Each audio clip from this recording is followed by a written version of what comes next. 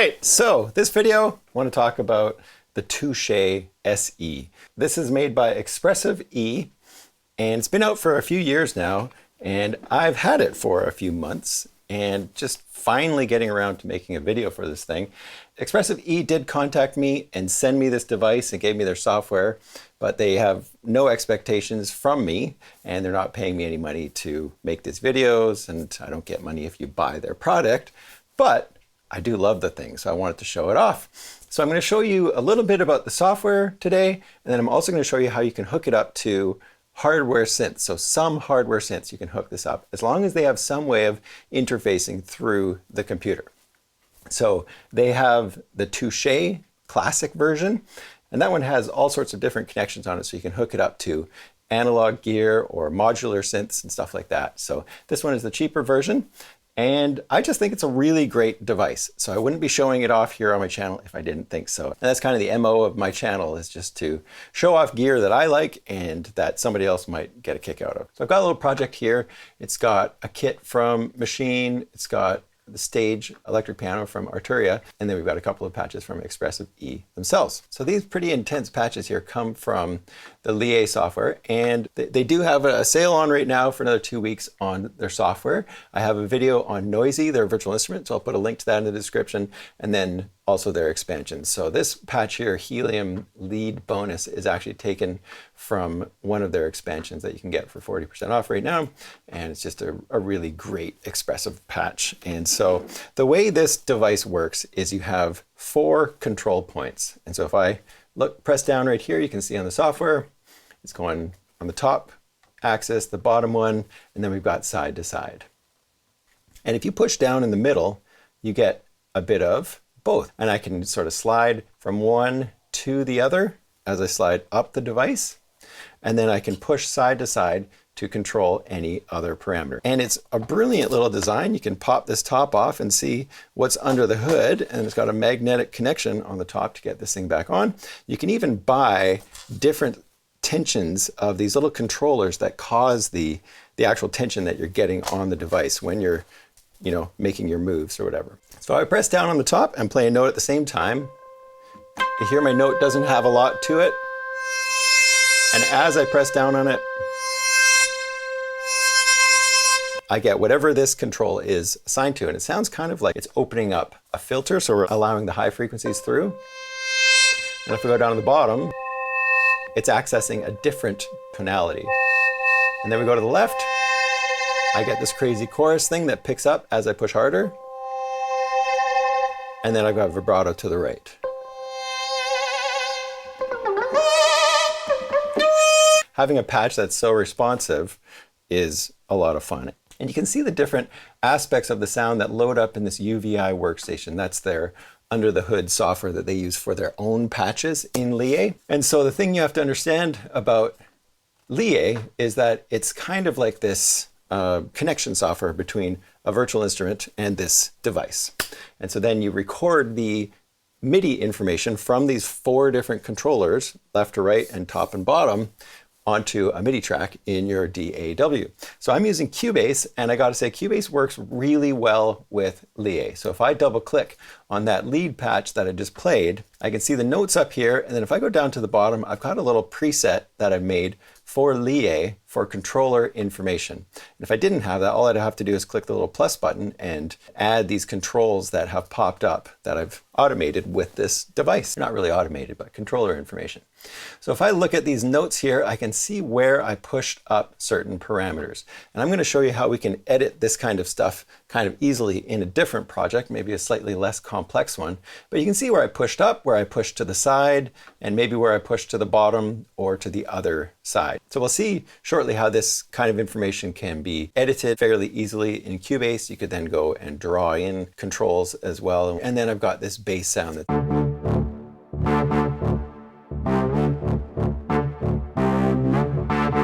So let's look at the Lié interface just a little bit more here. I won't go too much into detail on this because they've got some really fantastic videos that walk you through all of the aspects of this software and the hardware. So make sure you go to their YouTube channel and check out their videos there if you pick this thing up. Over on the left-hand side, we can see patches And if I go over to these presets over here, you're going to be loading up their presets with that UVI workstation software.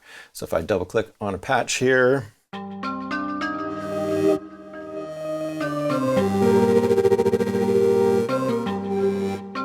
if I click this little button right here, it takes me to the next patch.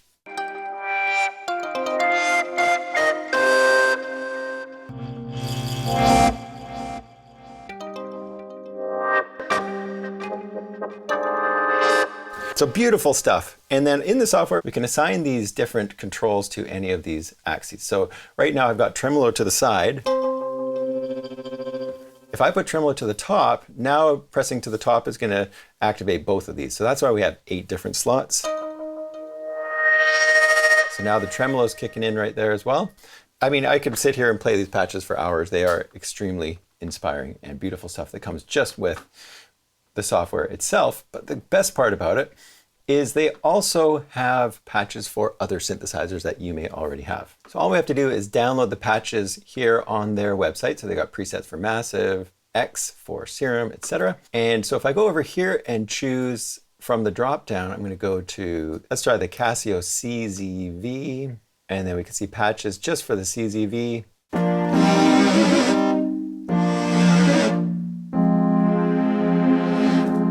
Great having patches for synths that you've already got.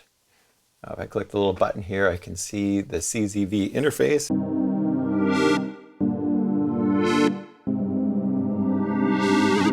And you can see how it's controlling the software right there. And we can map this stuff out using the speed mapping controls.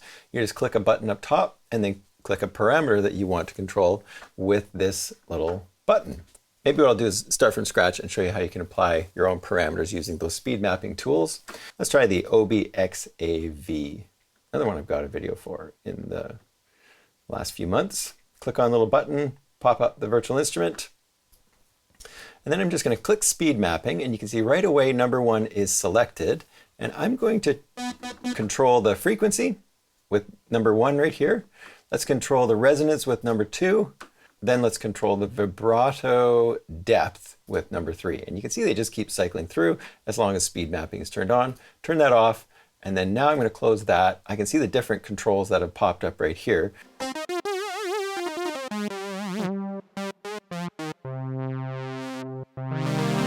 And then of course we can change the curve on things as well. So as you push it down, does it go in a linear fashion or a logarithmic fashion? You just click this little button right here. And then if I click it again, it pops up over here and gives me kind of a little bit better control. So you can see how you can change the angle. So here's another little musical example. Let's just check this one out.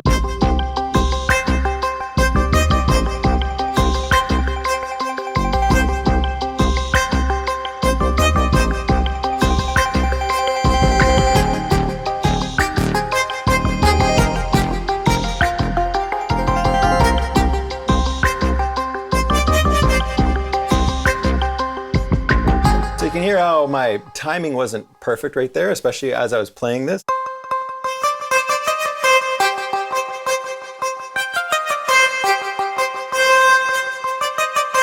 So I'll show you how we can edit that kind of stuff and get it a little bit tighter. This one up top has the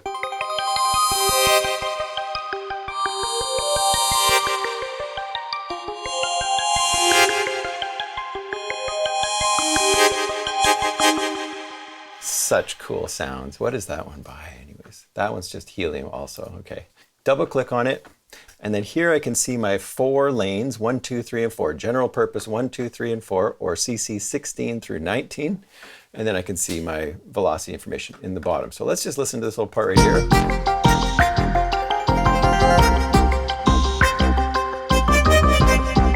You can hear how this timing is just off. The notes are quantized, so they're on the beat, but it's this aspect of the sound.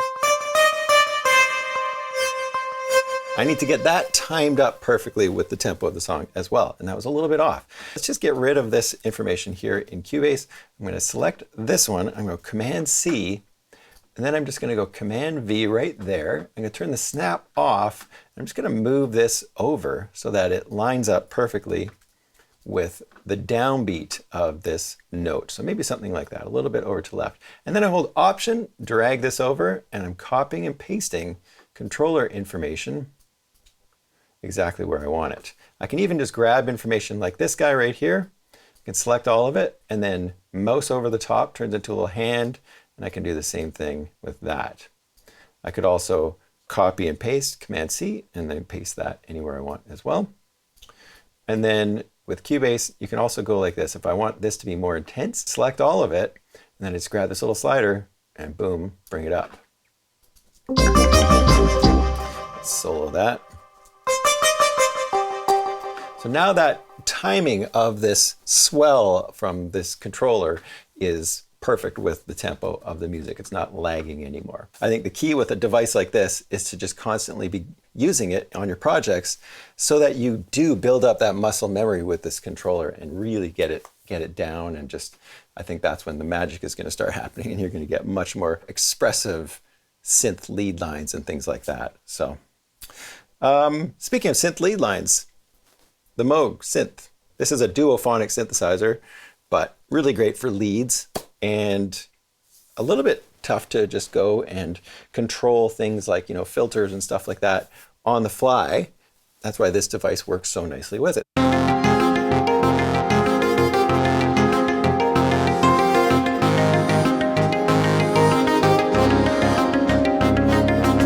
So this is the Moog right here.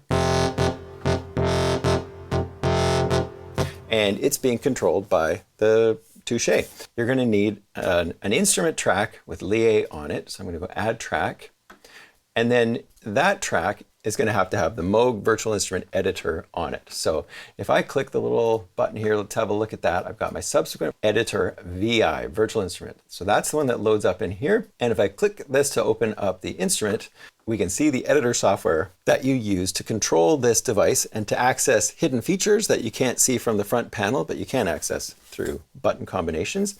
But it's a little bit easier to use the software. It's also a way to store as many patches as you want for this device because it only stores 16 on board. So once we have the editor open here on the screen, we can now control this device with this thing.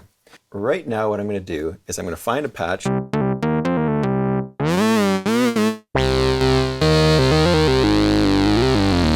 That's a pretty sweet patch. So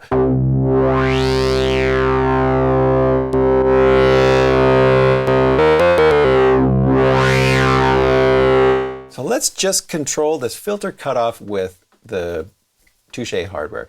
I'm going to click the speed mapping button and then just click right on the filter right there, and it's already assigned. So now I can get out of speed mapping, and now when I play a note,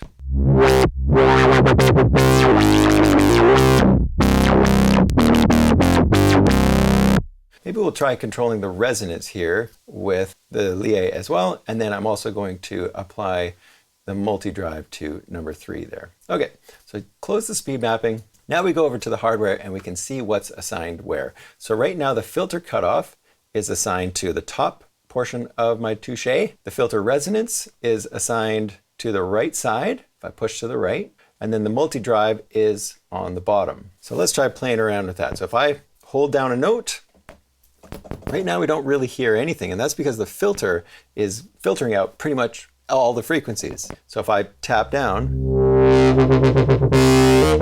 what I need to do is just raise up the minimum value. So I'm going to hold down a note, and we're going to say this is the lowest value for where the filter is. So now, and then we can also go to the multi-drive at the bottom. And then we can also do both at the same time if we push down right in the middle.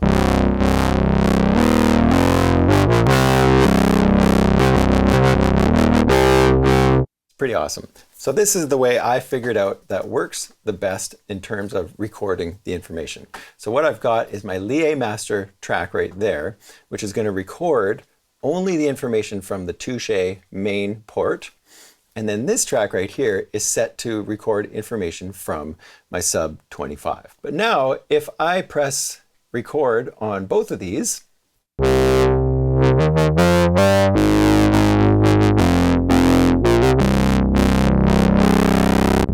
so there we go. I've got my information recorded to the Lié, and then I've got my Moog synth notes recorded to the Moog, and they're going to go out to the Moog Sub25 and the Lié information is going to go back to Lié. Otherwise, if I had just recorded onto the Lié track, it would have recorded the note information, but then it wouldn't spit that note information back out to this device, which is a totally separate device from the software that's running in the computer. So that's why I've got two different tracks for that. And then afterwards, once you're ready, you're going to record your Moog sound onto an audio track. So I've got it hooked up into my system. All I have to do is record onto this track, and it's going to record the output of the Sub25 being controlled by the hardware through the Lié software. It's kind of beautiful. I hope you enjoyed this video and maybe check into this little piece of hardware or this beautiful piece of hardware. Make sure you hit that subscribe button and the bell, and we'll see you in the next video.